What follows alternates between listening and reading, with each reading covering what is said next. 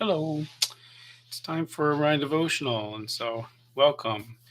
It's Thursday morning here at this time that I'm filming this, and we're starting a new chapter in Proverbs today. So we've been working our way through Proverbs, of course, one verse at a time, and we've worked our way through four chapters now. And so, just as a little recap, what we've seen repeatedly expressed through these chapters of Proverbs has been various ways of expressing this idea of choose between these two paths, choose between these two options. So it's presented as paths. It's also presented as two women, right? The woman of wisdom and the woman of the adulterer that brings you away from wisdom. It's been presented through various metaphors, like the metaphor of the body or the metaphor of a path or whatever.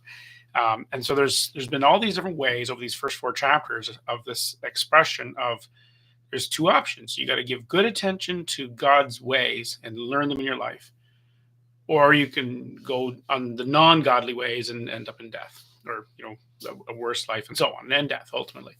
So that's been the message all through these chapters. Quite often, these sections were separated by this phrase that we're going to read today, is verse 1 of chapter 5, a phrase similar to this one.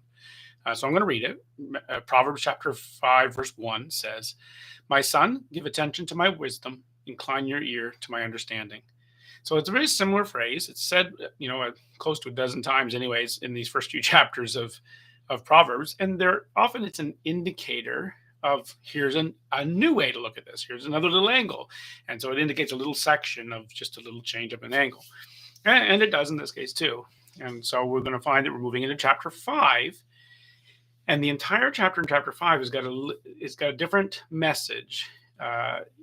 Than the previous chapters, in that is not focusing solely on the idea of two paths of life, as much as it's talking more specifically now, two paths in your marital relationship.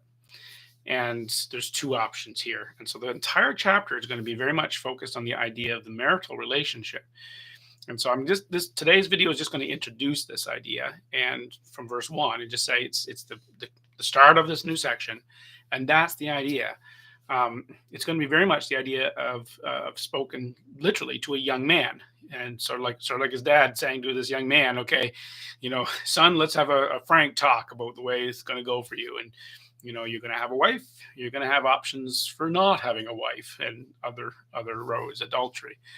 And he's really going to just say, stick to your wife, and that's the general message. Is that as you go through the chapter, we're going to see the general message throughout it all is direct your sex drive to your wife, and nowhere else. Don't send yourself off in any other direction. Don't be lured away by an adulteress or by other situations. Like, choose your wife and stay with your wife and stick to your wife.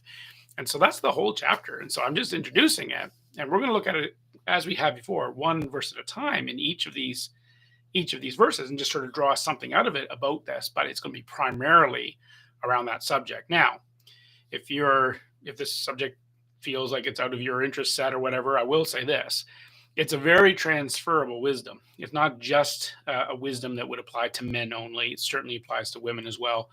And it's not just actually marriage. The wisdom applies to other things. It would apply to any general set of temptations or appetites or relational situations in a sense, but you have to just do a little more mental work to make the application.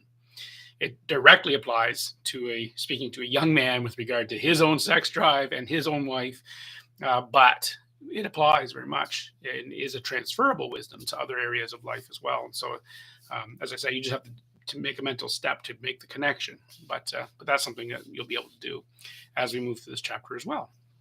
And I also want to make this clarification right at the beginning of this chapter, because of the nature of the world we're in right now, and much of the world is not Christian. And so I don't know if you're watching this video, if you're Christian or not, but I am going to be presenting what the Bible says on this subject as a Christian, and coming from the Christian traditions and beliefs and faith. And the Christian teaching is that marriage is meant to be between one man and one woman, not multiple partners. It's one man, one woman, and it's monogamous. It's meant to be that way, and it's for life. And that's the way the scriptures, that's the way God taught us through the scriptures. And as a Christian, that's what we commit ourselves to. And so that is definitely going to come out in the teachings over this chapter. So just to let you know, that's the angle that this will be taught as a Christian pastor. I'm going to certainly present it that from that angle. Anyways, this is more or less an introductory video. We'll get into the depths of it as we go into it further. And so that's pretty much all I have to say today about it. Tomorrow is Good Friday, so I won't be putting out a devotional video. I encourage you to go and observe Good Friday with whatever church family you're part of, and just be part of that and just celebrate what God has done for us. And then the Lord willing, I'll get back to verse 2 of chapter 5 on Tuesday. So have a great weekend. Happy Easter. God bless you.